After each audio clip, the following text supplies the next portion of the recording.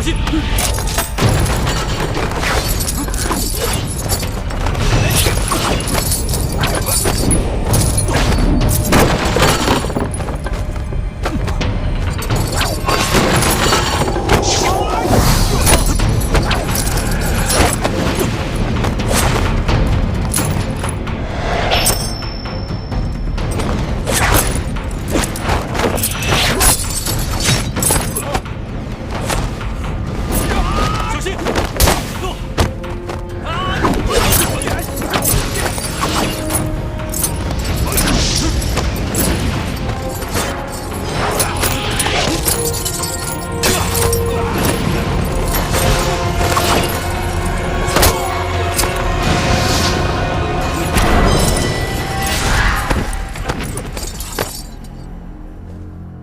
让义父受惊了。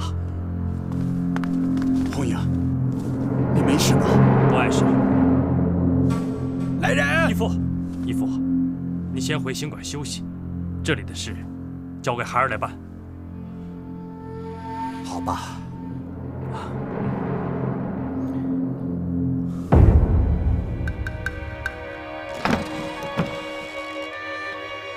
叶家伙，我来拿回属于我的东西。您的东西？哦，您的剑，本府替您保管好了，拿回去吧。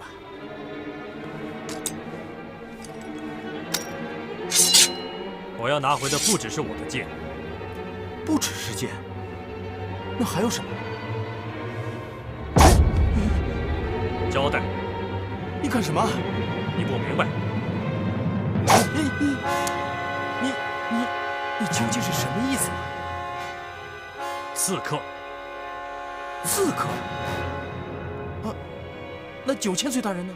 刺客想杀的是我，而不是我义父。哎呀，叶千户，你越说我是越糊涂，这事怎么没人向我禀报呢？你的人都死了，当然没人向你禀报了。哎呀，叶千户，你越说我是越糊涂啊。其实你明白得很，我不杀你，是不想让义父看见你我同时操戈，伤了他老人家的心，我就暂留你一条狗命。如果胆敢再有下次，我就拿你的人头祭我的剑。托马，干嘛这么小气啊？是啊，托呀，你不是说你有一个最有男子汉气概的胸膛吗？那就让我们看看嘛。哎，不脱。就是啊，说不脱就干嘛呀？你不脱这是啊？我听姑娘们说啊，你睡觉都穿着衣服的，让我看看到底怎么回事啊？是长了鸡眼还是癞子啊？让大家瞧一瞧啊！啊？是啊。你胡说什么呀你？我是怕我的那个最具男子气概的胸膛被你们看到后，你们会情不自禁地爱上我，而且还死缠着我。男人我见多了，还真没见过几个能打动我寂寞芳心的。哎，难不成你这胸膛上镶了金子？哎，让我看看，让我看看，看看呀！你干嘛老想看人家胸膛嘛？怎么样都行，我死也不让你脱我衣服。哟，你这人干嘛这么死脑筋啊？你当我们真的是稀罕你呀？把自己当成贵人了？谁稀罕看你脱光了衣服啊？哎，要不这样吧，哎，咱们啊来玩石头剪刀布。这个输了的人呢，就脱一件衣服，直到脱光为止。你敢不敢啊？我那个玩嘛，干脆点儿，别婆婆妈妈的，快点啊！好，来就来，谁输谁赢还不一定呢。我豁出去了，玩就玩。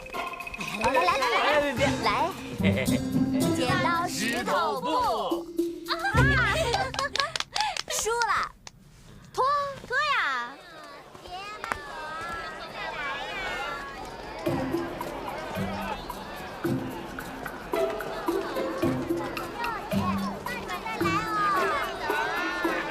我就奇怪，男人没事怎么净喜欢往这种地方？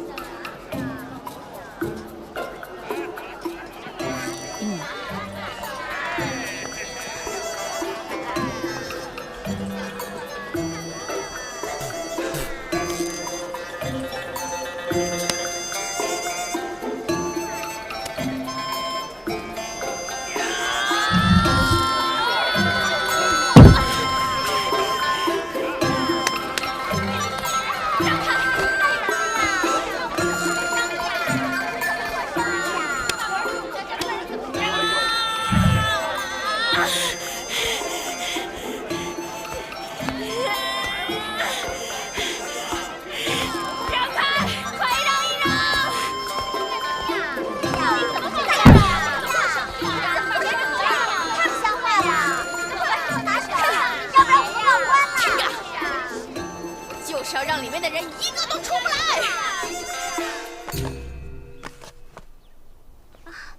暹罗的玛瑙，波斯的绿猫眼宝石，还有高丽的珍珠，这些东西真是把我给亮晃眼了。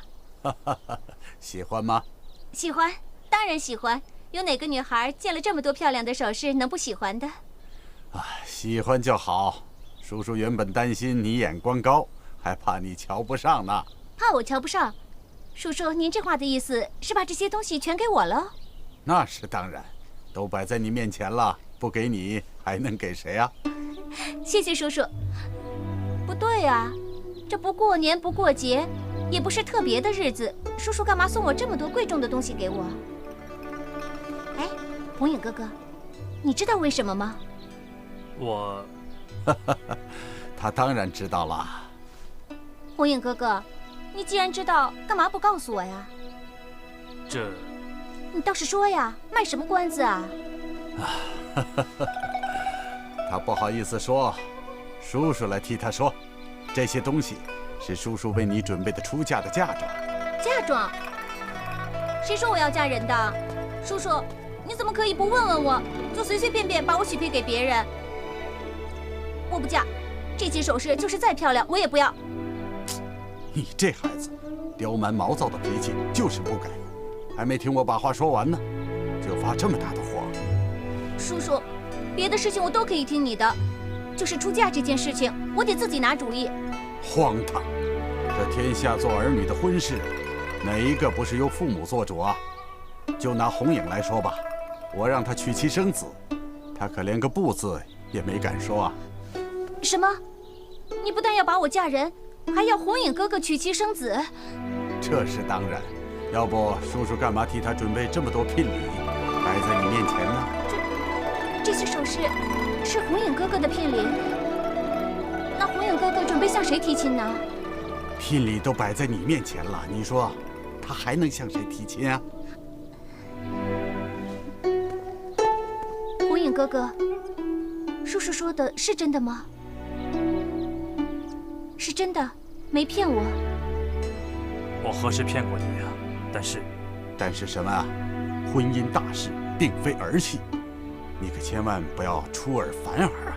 孩儿不敢，只是希望义父可以把婚期再延1年。再延1年，这是为什么？除非你说清楚个中缘由。我，颖儿，莫非你想反悔？孩儿不敢反悔。啊，我知道，红影哥哥的意思是想请叔叔多给他一点时间，让他一心一意地把东林党的余孽斩尽杀绝，除去叔叔的心头大患，然后再安安心心地和我在一起，是不是呀，红影哥哥？你快和叔叔说呀！是。既然颖儿有此孝心，为父就不再逼你了。你俩成亲之日，可以1年以后再议。不过本座现在就找个人，挑个黄道吉日，将你俩的亲事给定下来。全听叔叔安排。哇，谁的力气这么大呀？好厉害啊！怎么回事？杜仙姐，你看啊，不知道谁把门口给堵住了，这样叫我们以后怎么做生意啊？停！谁干的？太过分了！有种人站出来！我很气愤！哎呀，你别喊了，该是你表现的时候了，努一把！加油，加油一把！小少爷，玩笑开太大了。哎呀，我没开玩笑。爷爷说过，天将降大任于斯人也，必先劳其筋骨。你不是一直想做英雄吗？好，哼，我让你们领教领教，看看什么是真正的男人。看我的吧！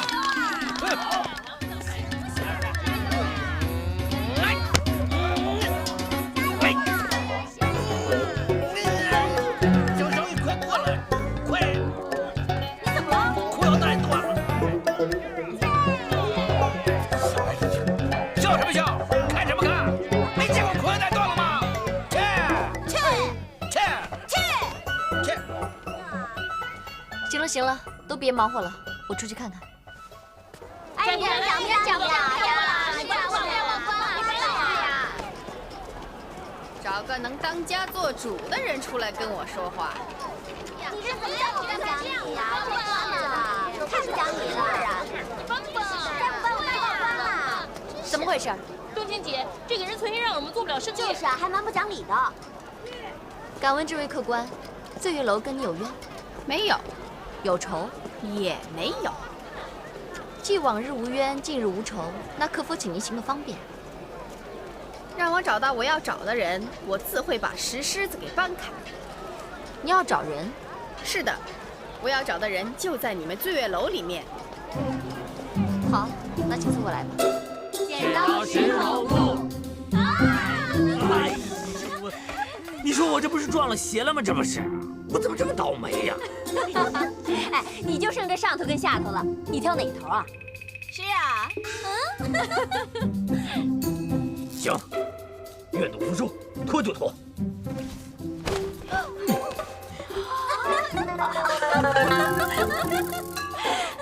一个大男人学人家姑娘穿这个，你羞不羞啊你啊？我知道你认得我的声音，听到了没有？我给我逮到！操，他怎么到这儿来？哎，这外面找的人是你呀？你怎么那么紧张啊？他干嘛的？你就别问那么多了，我得赶紧躲起来。哎，再一个，帮忙把口风，千万别说我在这儿啊！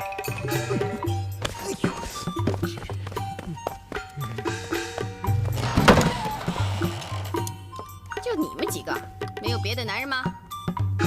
我们姐妹几个喝酒不行啊？干嘛非要有男人？哼！这人到底想干嘛？出来，躲不了的！被我逮到了，有你好看的，听见了没有？这位客官，找到你要找的人了吗？哼，一定是你们把人给藏起来了。再不把人交出来，我就把这儿给拆了！你敢？你在这捣乱，让我做不成生意，你还想拆我的楼？你信不信我拆了你的骨头？呀，你试试。哎，等，这好贵的，你放下来再说嘛。有话好好说嘛，别这样，放下来。壮士，壮士且慢。这位壮士，刚才在下亲眼目睹你力举石狮，在下佩服得五体投地。来，敬上美酒一杯，以表敬意。喝完了，你接茬闹。别说，还真有点渴。我就知道嘛。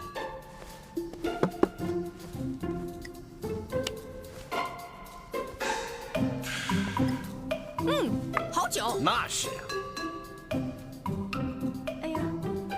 哎呀，有点晕。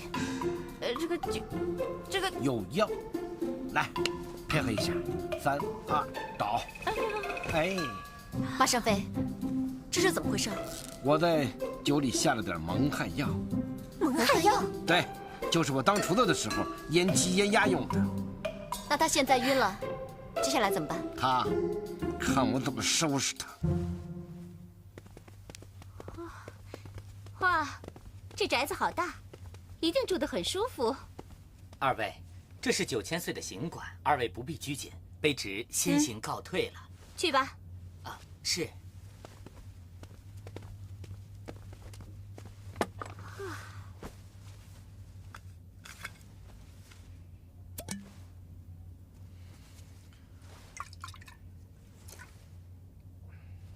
哎呀，大白天的喝什么酒啊？红影哥哥，你好像很不开心。开心？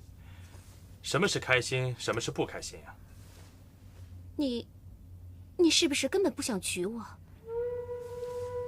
如果你真不愿意娶我，真觉得勉强，那你为什么要答应我叔叔要和我成亲？因为我无法拒绝，我不能拒绝，我甚至连拒绝的权利都没有。红影哥哥，你不要说了，我走了。你去哪儿？去我该去的地方。你想回客栈？叔叔的行馆又大又舒服，还有那么多人伺候着，你就想住客栈？我早已习惯了以天为幕、以地为席的漂泊。这大宅子里的高床软卧，我住不惯。红影哥哥，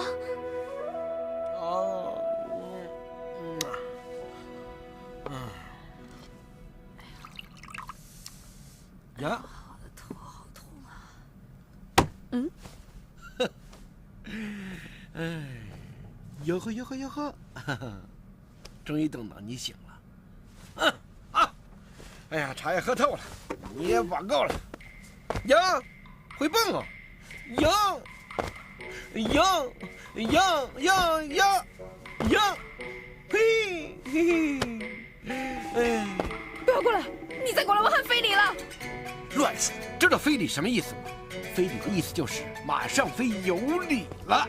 嘿嘿，呀，你还蹦上瘾了？坐好喽。太过瘾了，打一个不会武功的又不会还手的人。哎，吃过大甜枣吗？赏你一个，赏你一个，听声啊！你到底想干嘛？我想干嘛啊？告诉你，把你扒光衣服扔到大街上去示众。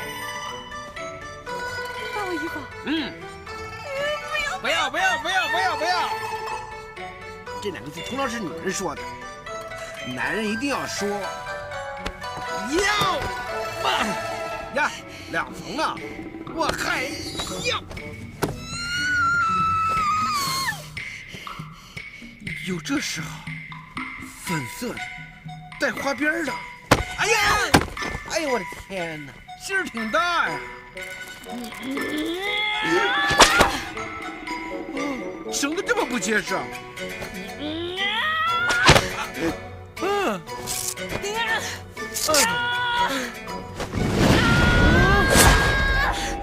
是个女的。我要你负责。我负什么责呀？我也没碰你。别跑，听见没有？看你往哪儿跑！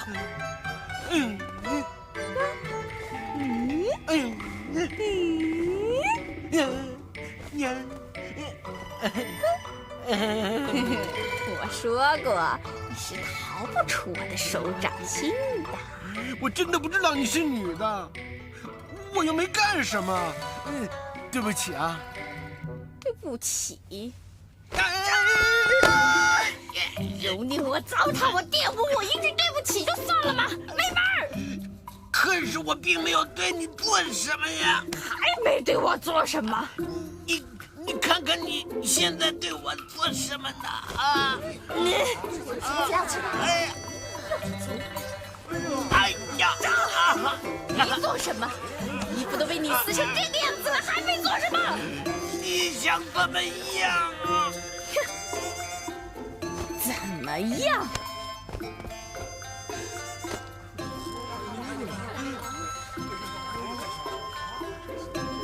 小女子又称庭训，温良恭俭让，集传统妇女美德于一身。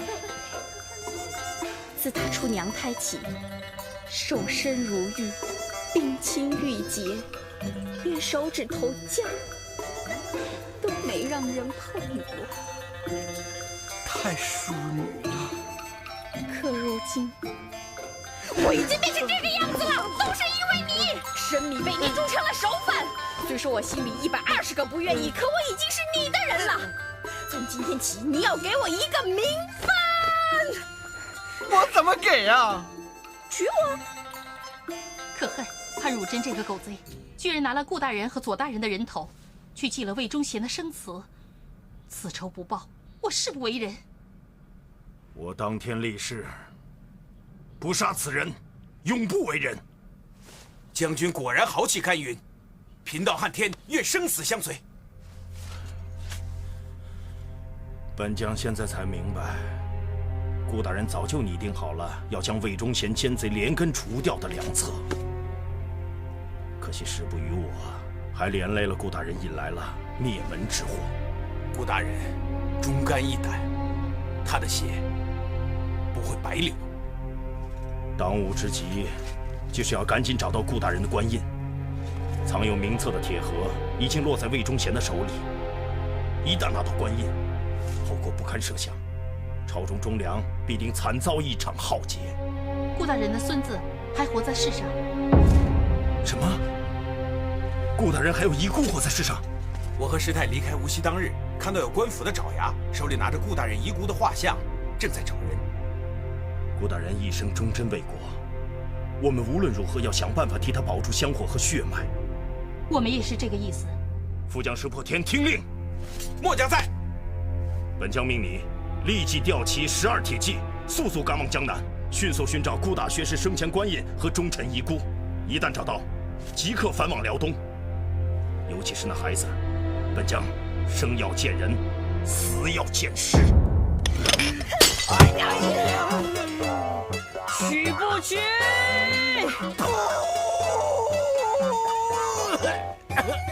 你敢！虽然是个龟奴，但我也是一个有尊严的龟奴，我宁死不屈。好。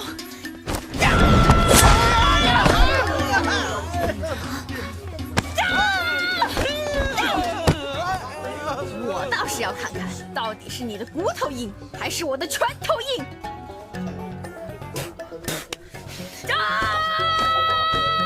哎，慢着，姑娘，勉强的爱情是不会幸福的。哼，我就是想要个结果，不然门口的石狮子休想让我崩开。你这人太不讲道理了！你不是存心让我做不成生意吗？那你不让我做生意，我怎么办啊？我吃什么喝什么？你养我啊？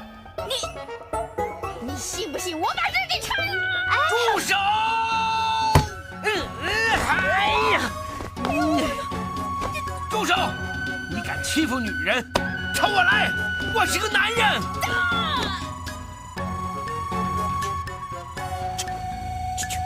去，打呀！看你后面。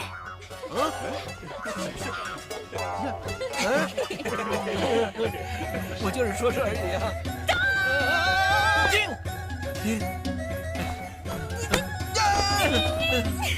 我最后问你一遍，你点头还是摇头？看清楚！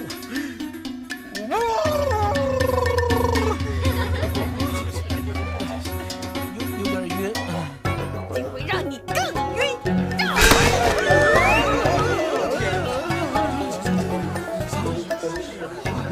更晕了。那我让你不受累了啊。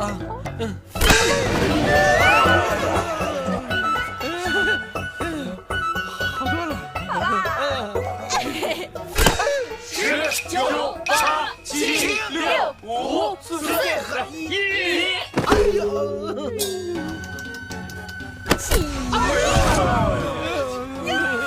还挺顽强啊！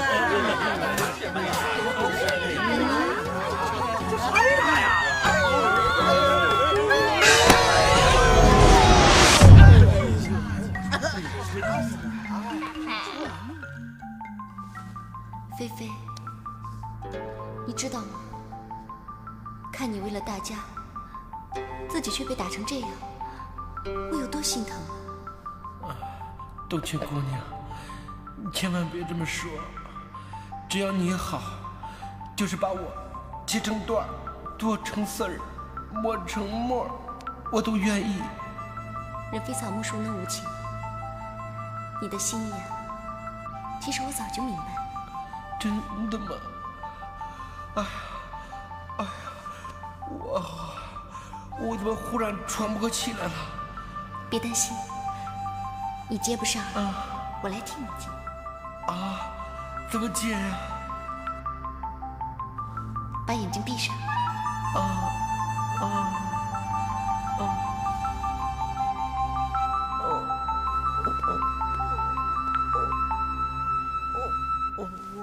哟，被人给打晕了都还能做梦啊？瞧那嘴巴撅的，都能吊起3斤猪肉来。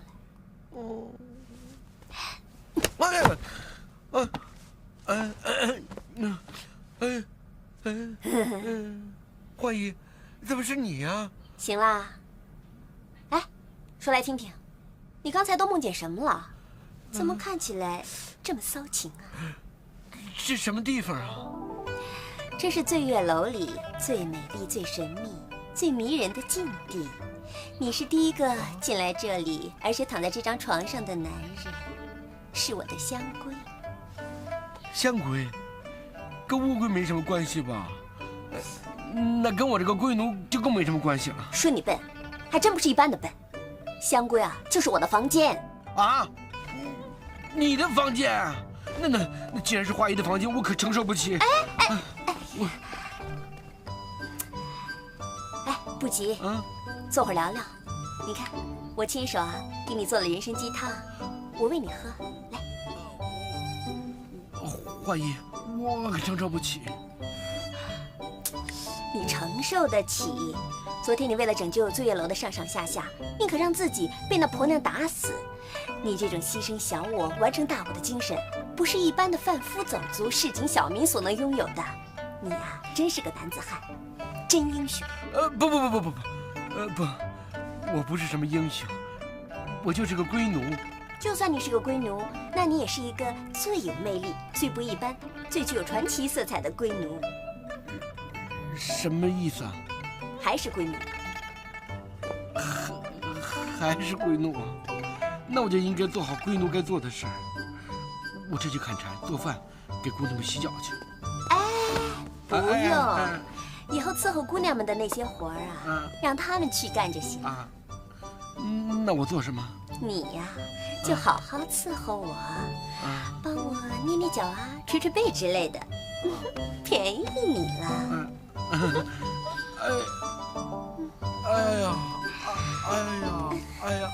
花姨，花姨，我学炒菜的时候，我师傅就告诫过我，炒好自己锅里的菜，别人锅里的肉不是你的。我。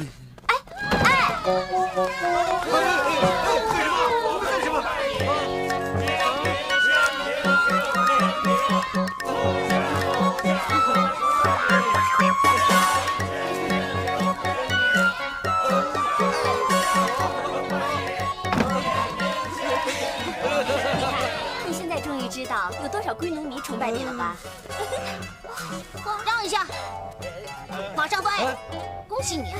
现在你是全城10大人气最旺龟奴排行榜的状元了，你是所有龟奴的榜样。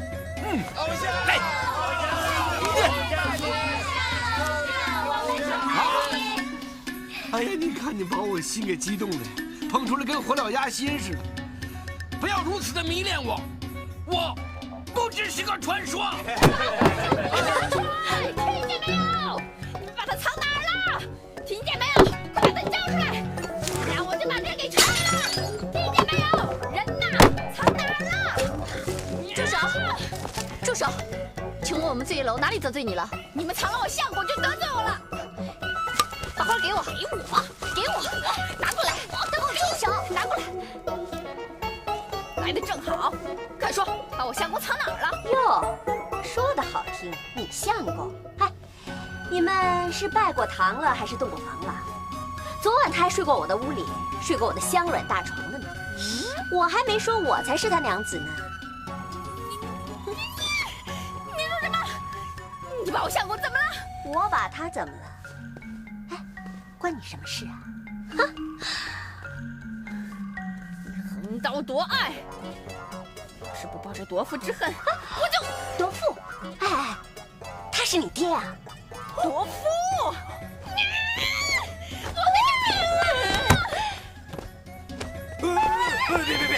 我的姑奶奶，女儿姑奶奶，咱曾家的是书香门第，要以德服人呐，对不对？你说你姑娘家动手动脚的，让人笑话。笑话什么呀？我那个负心的男人，刚把我视迷煮成了熟饭，就跟这个老女人好上了。我已经老女人见人呢。不是，你说我是老女人，信不信我把你的嘴撕烂？撕我的嘴，撕我的嘴！你是漂亮女人，好不好？我说这位姑娘，你已经从昨天闹到今天了，我们醉月楼姑且不跟你计较，还望你自重。有什么好自重的？现在全城的人都知道我是有相公的人了，他要是对我始乱终弃，我活着还有什么意思？不如死了算了。哎呦，女儿啊，你这是干什么嘛？哎呦，一个女人，这种事儿总会有头一回嘛。既然她这个该发生的已经不可避免的都发生了，那咱就认了嘛。不是还没过门吗？啊，低调一点啊，宝贝儿，低调啊！哭啦不哭啦，我求你了啊，宝贝儿。哎，大小姐，哎，你别哭啊！哎，我有一个好办法，你反正啊也不是清白之身了啊，也不想见别人了，是不是啊？干脆就在醉月楼陪酒。哎，就凭你这漂亮劲儿，哎，没准儿出不了1年2年，能混出个头牌。哎，大小姐，哎，你想想，万一你要混出名了，到时候那可就是光宗耀祖了。就是啊，哎，是不是啊？我去你的！让我女儿来这儿陪酒，还光宗耀祖？哎，你们怎么不光宗耀祖啊？让你们家谁来啊？啊！我天天来捧她的场，我天天帮你们光宗耀祖。哎，我觉得他们两个说的有道理。是啊。哎，如果你愿意来我这陪酒的话，那我可是热烈欢迎啊！我以后啊一定会特别照顾你的。哈，冬晴啊，以后你们两个就是姐妹了啊！你们狗嘴里吐不出象牙！等等我！哎，大小姐，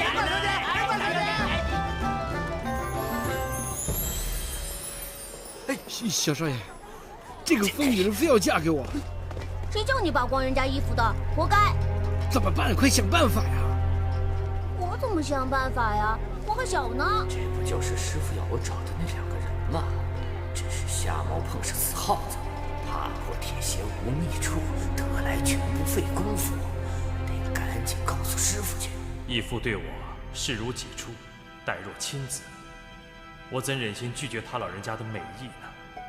可是我对方宗只有兄妹情谊，并无男女感情，就是勉强成亲，结局一定会是辜负了方宗对我的一片深情，这对方宗太不公平了。可是我又怎能拒绝义父呢？师傅，师傅，您可爱的徒儿有急事向您禀报。不许叫我师傅，有话快说。快说！您要找的人呐有着落了。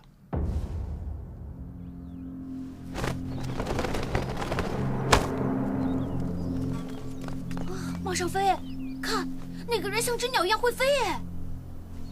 可让我找着你们了，英雄！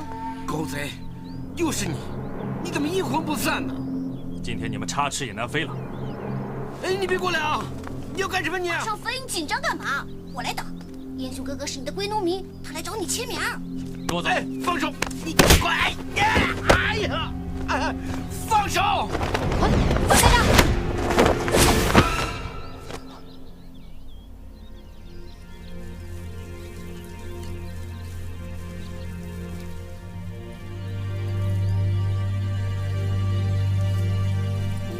是你，冬晴。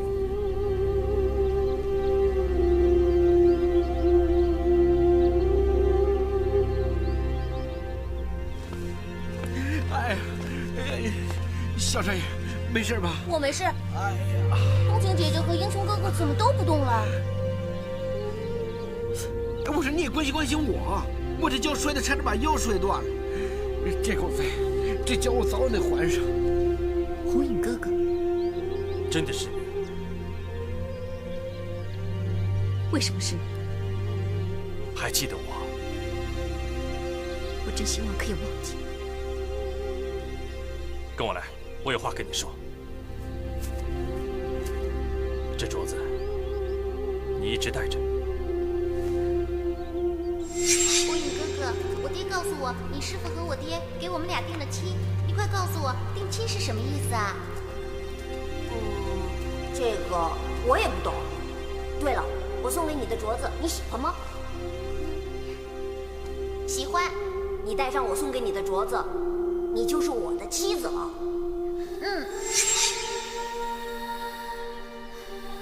没错，镯子我一直都戴着。可是，你还是以前那个红影哥哥。我当然是。你不是。以前的红影哥哥常常告诉我，他要做个忠孝两全、顶天立地的男子汉。可是现在，你全变了。我没有变。你没变。难道你不是江湖传闻的神机营第1号杀手？是。你不是官拜千户的叶大人？我是。你不是残杀忠良、认贼作父的刽子手？我当然不是。你不是。魏忠贤丧尽天良，残害忠良无数，无恶不作，你居然认他做义父？不许你侮辱我义父！义父一心为国，忠于朝廷，为我大明鞠躬尽瘁。你一再出言不逊，侮辱我义父。我出言不逊？如果魏忠贤也算是一国良臣的话，那么那些被你杀死的忠良义士又算什么？我对朝廷尽忠，死在我剑下的，都是一些乱臣贼子。你真无耻，叶红影，我总算是看清楚你了。我扪心自问，对得起天地，我何错之有？那就让我的剑告诉你吧。你杀不了我，这么做是为什么？为那些惨死的忠良义士报仇，也为了我爹讨个说法。杨伯伯，我爹他一生为官清廉，到头来却被魏忠贤扣上反贼的名号，押进大牢，至今生死不明。而你认贼作父，听他摆布。我杀了你，不但为我爹报仇，也为天下百姓除害。一定是他犯了什么滔天大错，才会成为阶下囚。我爹他有什么错？去年沧州大旱，朝廷派来官营赈灾，却被地方贪官克扣。我爹他为民请命，向朝廷弹劾那些奸官，没想到结果却遭魏忠贤的陷害，满门抄斩。我爹他错了吗？他有什么错？倒是你，你忠奸不分，助纣为虐，错的人是你。与朝廷作对才是大错特错。你真是死不悔改。为了保护忠良之后，我杨冬青就算粉身碎骨也在所不惜。你就为了那个胖子和那孩子？没错，我知道你今天来醉月楼就是为了抓走他们。但是我也告诉你，只要有我杨冬青在的一天，你就休想拿他们做你升官发财的垫脚石。我也不希望有那么一天。那就看你有没有良知。好，看在往日的情分上，我答应你，从此不再踏入醉月楼半步。只要他们不出醉月楼，我不会为难他们。一旦他们出了醉月楼，休怪我无情。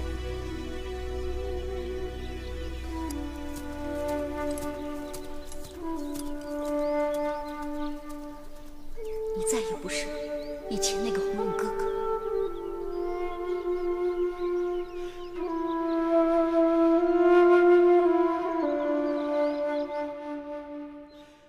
冬青，你实话告诉我，你和那个叶红影到底什么关系？我说了没有？我吃过的盐，比你吃的米还多。我走过的桥，也比你走的路还要长。你骗不了我的。你们就算没有什么关系，也一定认识。花姨，我真不知道该怎么跟你说。实话实说。好吧，我坦白的告诉你，他是我未成亲的夫婿，我们早有过婚约。什么？你？哎呀，冬晴，你怎么这么糊涂呢？长得俊的男人谁不喜欢啊？可你也得看他是谁呀。那个叶红影，他就是长得再俊，他还是魏忠贤的走狗。他跟咱们中间不能两立，你怎么可以跟他私定终身呢？花姨，并不是你想的那个样子。我和他的亲事，是在小的时候，由我爹和他师父定下来的。所以我和他的感情，并没有像……没有就好，你最好从心里把他给放下。这事你别管了，我来想办法，一定要杀了叶红影的狗贼。等等，花姨，你不能去。为什么？你舍不得？你对他还余情未了？不是的。那你为什么不让我去呢？你别忘了，他可是魏忠贤的人呐。现在他盯上了咱们醉月楼，不杀了他，咱都得完蛋。你要是不忍心杀他的话，那我担心的不是他，而是你。我曾经和叶红影交过手，就凭你我二人的武功，就算是联手，也未必是他的对手。所以，我绝对不会让你去冒这个险。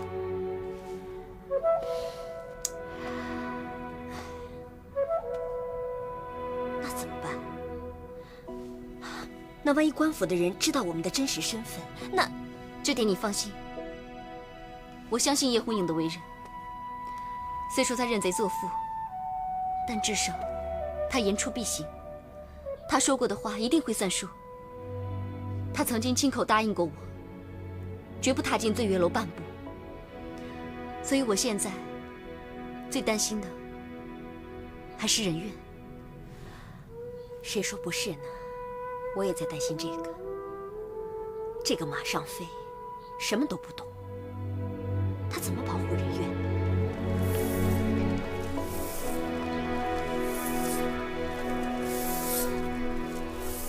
以冬晴的个性，绝不可能委身青楼。他的父亲杨涟又是东林乱党，难道冬晴、醉月楼和东林叛党之间有着什么不可告人的秘密？马尚飞，马尚飞，起来，我找你有事儿。让我再睡会儿，我困死了。你起不起？花姨，我求你了，这2天我起得比鸡早，吃的比鸡少，睡得比鸡还晚，我还不如这3只鸡呢。我再睡会儿。哎，我让你起来，你起不起？不起。你不起？不起。睡会儿。好，你不起，不起，不起，你睡里面去，我跟你一起睡。哎呀，你不睡了？醒了。这还不醒才怪呢。那跟我走。干嘛去？我有事儿，走。走啊！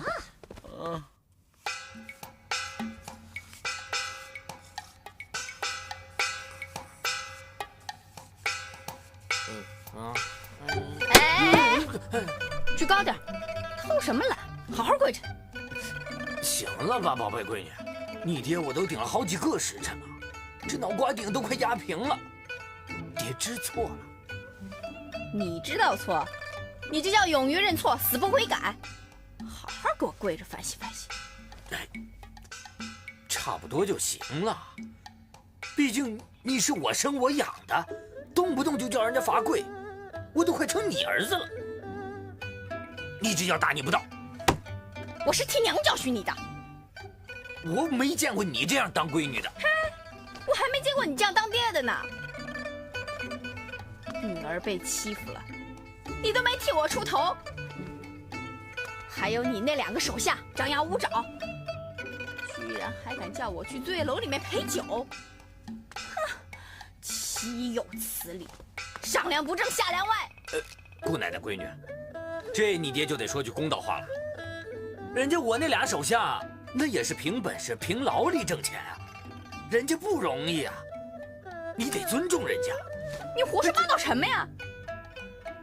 我不管，你赶紧把我相公抓回来，我可不愿意让他在醉月楼里面继续抛头露脸给人家当龟奴。哈，呼，哈，呼，哈，呼，哈，呼，哈。花姨，他这是在练跳舞吗？他在跳6呢。我跟你说，我在教他功夫，以后啊好保护你。哦，怎么样？怎么样，师傅？我这道虎形拳还可以吧？你那是虎形拳吗？我看就是一个猪形爪嘛。啊。哎，真是浪费了我对你的厚爱。没事，我再努一把，再来一把更虎的，接着练。行了，得了。啊，我都看出来了。哎，教你这种虎虎生威的硬功夫啊是不行的。啊？那怎么练？我告诉你啊，我这人啊，好人做到底，送佛送上西。我就再教你另外一套功夫。花姨，你还是别教他了，他这是朽木不可雕也，粪土之强不可腐也，教也是白教，没用。师娘，你放心，一定好好练，让学生看一看烂泥是怎么扶上墙的。还练什么新招？看好了。这个是什么呀？手指头吗？看清楚。1个半手指头。这个叫玉女拈花手。玉女莲花手。哟，做什么呀你？难看死了，跟脱麻花似的。哼，不好好练我崩你！哎呦，看不下去了！哎呦，难看死了，我走了。哎，小少爷，这孩子太不懂事儿，我为他练，他还走。练啊！师傅，换个别的吧，这太女气了。这要跟人打起来，我还这样，这多难为情啊！啊！你别不知好歹，我好心教你功夫，你还拿架子啊？不是，这太女气了。这要跟人打起来，这样一点，多难为情啊！那你把虎形拳练成了猪形爪，你就不难为情了。我不太适合练这种威猛的拳，我适合那种邪招，就是那种什么撒石灰呀、扔飞镖啊、脚底使暗绊那个你练不会。我告诉你啊，这个玉女拈花手呢，可是我独门的点穴功夫。你拳头打不过人家，最起码可以点人家的穴，给自己一个逃跑的机会吧。打不动，这么胖还跑不动，你什么都不懂，你还怎么保护你们家少爷啊？我就想练，练，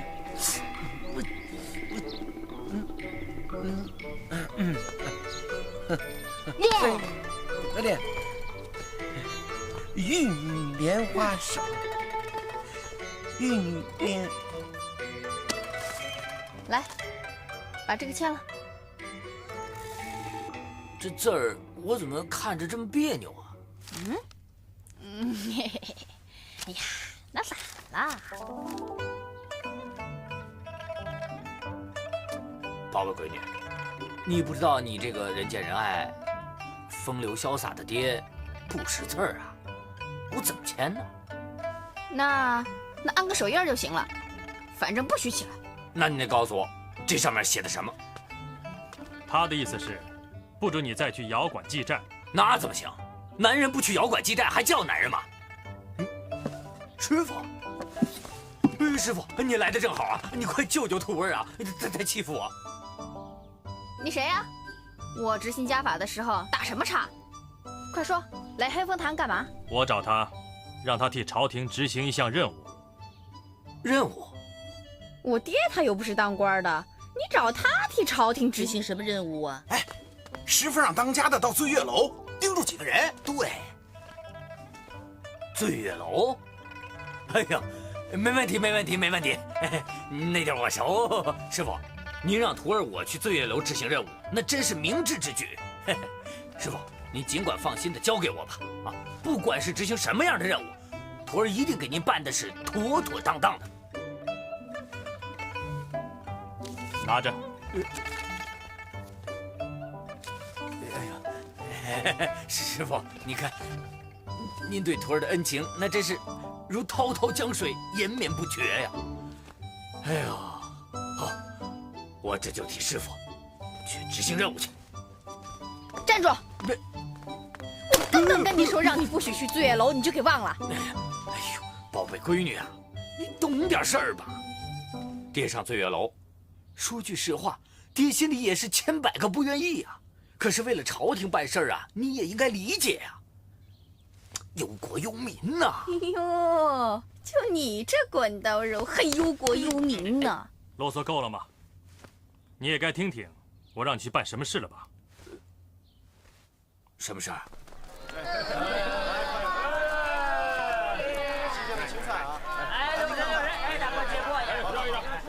那边走。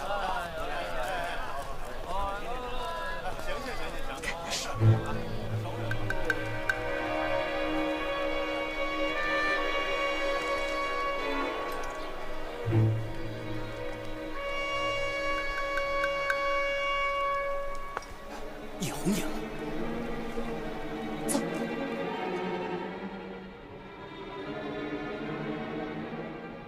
我叶红影，生平从未求过人，今天我真心实意的想求你。叶红影，你造孽太多，求佛祖菩萨也不会保佑你的。说的没错，菩萨是不会保佑像你这样恶贯满盈的刽子手的。师太，那就帮他下地狱吧。大胆犯贼！呵呵，冤家路窄，居然让我们在这儿遇上你。今天我绝不会放过你。叶红影，你屠杀忠良无数，今天这里就是你的葬身之地。一起上吧，免得我费事。狗贼，受死吧！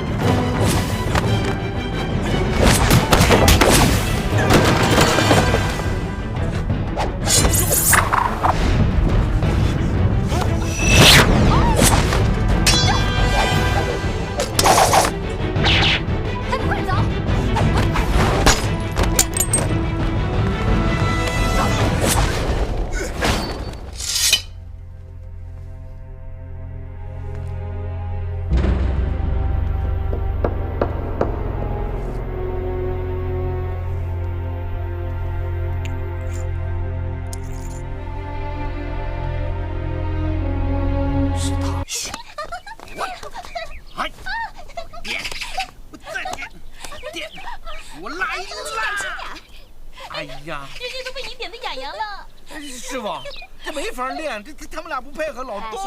行了，是叫你来学点学的，又不是叫你来玩的。你不要趁机吃我们姑娘的豆腐啊，要给钱的。谁吃豆腐了，师傅？你太冤枉我了，哪有这么吃豆腐的？再说了，师傅，我要别的什么都有，就是没钱。唉，不容易，真不容易。这真是太不容易了。师傅，你终于体会到我的不容易了吧？我手指头刚才这么长，现在都戳短了。你看，打我从娘胎出来长了眼睛以来，我就没见过像你这么笨的人。师傅，哪有为师这么骂徒儿的？你看我多认真，你看我现在2个手指头都戳在一边长了。我把我毕生所学都教给你了，点穴有那么难吗？很难。哎呦，算了，行了，你们俩都先下去吧。是花姨。哎，待会儿我找你们去打牌啊！哎。你看，有那么难吗？点穴有那么难吗？啊！师傅，快解穴吧，动不了。再试试。啊！哎呀！这打又不行，点穴还不灵。看来我得教你另一门绝学了。师傅，请讲。教什么呢？有了，我决定教你轻功。师傅，你说我这腿能练轻功，我要是跑起来不得一溜坑啊！哎呀，成也行，不成也行。今后要遇到了敌人，你打不过人家，最起码你跑得比别人快。哎，行了，别啰嗦，走吧。师傅，快解开徒儿的穴啊！哎呀，忘了。哎呀，师傅，走吧。哎呀，快点快点！平时吃饭的时候比谁都快，怎么走起路来比乌龟还慢呀你啊？你忘了我是龟奴了？我是职业的龟奴，注意操守。哎，你不是要教我轻功吗？跑到这儿来干什么？哎，我带你来这里是要找一本绝世的武功秘籍。武功秘籍啊，藏在这屋里了。我最爱找东西了，藏哪儿了？哎，这里吧。啊，你别拿我花瓶，拿花瓶干什么呀？我跟你说啊，这本武功秘籍啊，是我死去的相公生前留给我的，我当然要把它藏在一个非常非常隐秘的地方。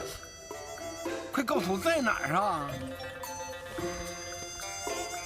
你脚底下。啊？啊？对呀。哎呀，退呀退呀，退！啊！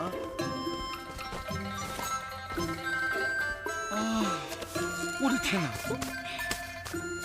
这么重要的东西你就藏在这儿，这人来人往的发现了怎么办啊？哎，你这脑子里装的是不是全都是豆腐啊？啊？不全是，一半。另一半呢？豆腐干。你不知道，这最危险的地方就是最安全的地方。哦。哪个来醉月楼的男人呢？哪个不是猴急的长官？谁会发现我会将这一本罕世的绝世秘籍藏在这底下？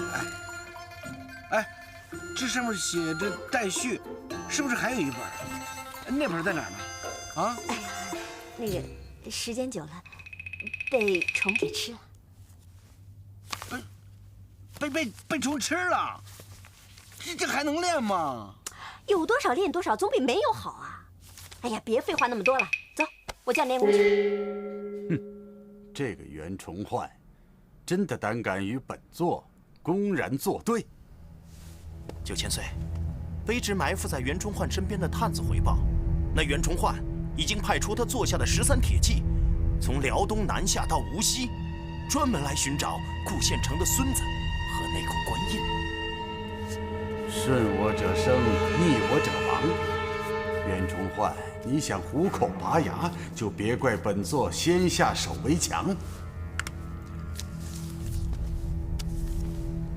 立刻飞鸽传书，通知叶红影，截杀袁崇焕手下的13铁骑。卑职遵命。不知持马，不识玉神，不快其心，逆于生乐，气贯中虚，凝于丹田。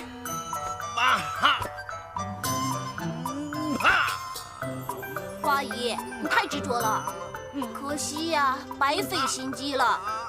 你念了那么久，口渴了吧？喝杯水吧。不喝，小宝贝儿，你没看见我正在教马尚飞练功夫呢吗？哎，马尚飞，我这么一个字一个字给你解释的那么清楚了，你听明白了吗？哎呀，差不多吧，能明白一半。我正按照你说的秘籍上的方法运气呢。你开窍了，花姨，我可以负责任的讲，7窍我已经开了6窍。啊？7窍只开了6窍，这什么意思啊？就是一窍不通。什么？我费了半天劲，不吃不喝的教了你半天，你居然一窍不通？那你怪谁啊？你嘁里咔嚓哇啦哇啦说半天，也不管我听得懂听不懂，叫我怎么开窍啊？朱建义也会让你给气死。朱建了，那就是你了。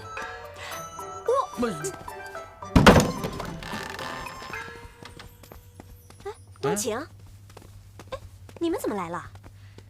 这说来话长了。二位是？我们是顾大人的孙子。不，他是孙子，我是孙子的随从。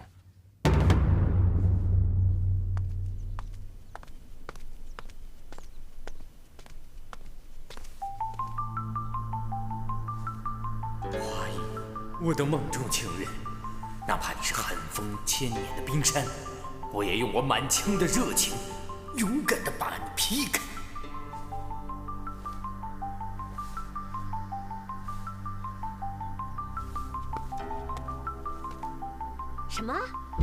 风尘双侠都不是叶红影的对手。只怕这次事情以后，你们会引起官府的注意，所以二位不能再留在无锡城了。也好，既然已经找到了顾大人的遗孤，我和师太赶紧带着孩子前往辽东，交给袁将军。什么？就你们俩现在这个样子，还想带着人怨出城啊？今天你们俩没杀得了叶红影，这样子肯定被认出来了。官兵肯定也加强了戒备，想抓你们俩。我敢保证，今天啊，你们只要一出这个醉月楼，肯定走不出半里地的。二位，还是先请你们说说见到袁大将军的情况吧。袁将军已经答应了，他会派出13铁骑南下无锡接应你们。既然如此，二位还是暂时先留在醉月楼，等13铁骑到齐了再做打算吧。不可，我们不能留在醉月楼，以免连累冬青姑娘和花姨。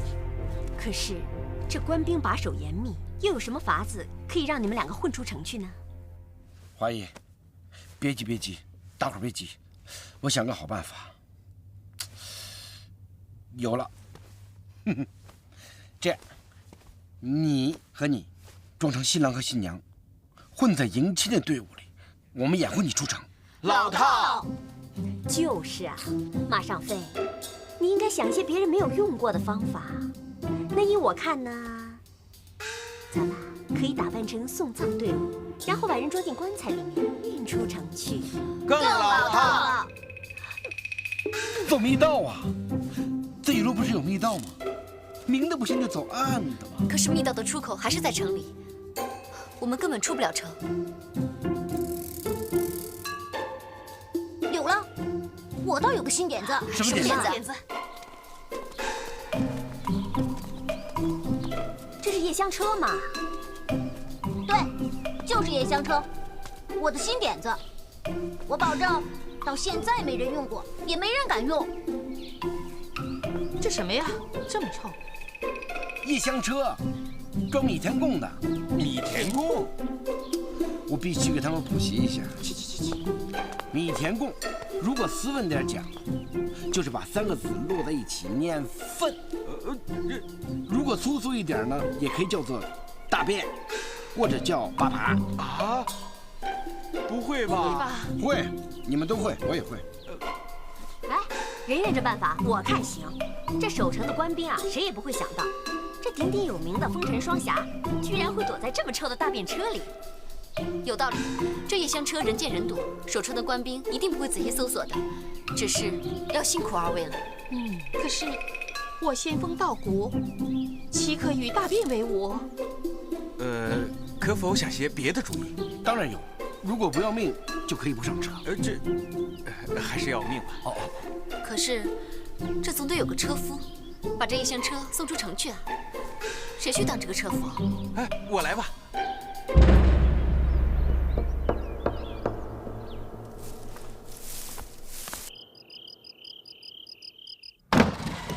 师傅，哎，师傅，您爱徒有急事向您禀报。哎，怎么没人呢？这3更半夜的，跑哪儿去了？